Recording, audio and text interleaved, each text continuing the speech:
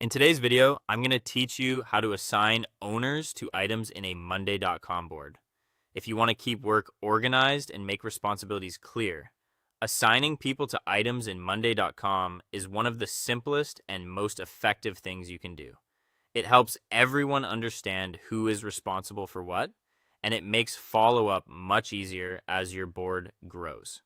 To begin, open your monday.com board. Make sure you're on the board where you want to assign ownership to tasks, projects, or any other items. Once you're there, take a quick look across the columns to see whether a people column already exists. This is the column that allows you to assign one or more team members to each item. If your board does not have a people column yet, go ahead and add one.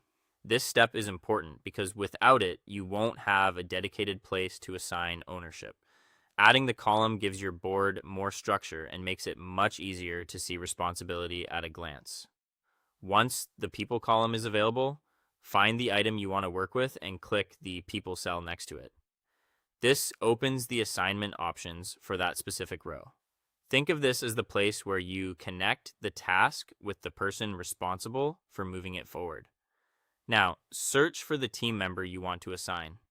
As you type, monday.com will usually narrow down the list, which makes it faster to find the right person, especially if your workspace includes a larger team. Be careful to choose the correct person so ownership stays accurate and clear. When you see the right team member in the list, select them. As soon as you do, they'll be assigned to that item in the people column. This gives everyone viewing the board an immediate visual indicator of who owns the task. If more than one person is responsible, you can add additional people as well. This is useful for shared tasks, cross-functional work, or anything that requires collaboration between multiple team members. Just make sure that shared ownership still stays clear, so everyone understands their role. Finally, use the people column consistently to track ownership and accountability across your board.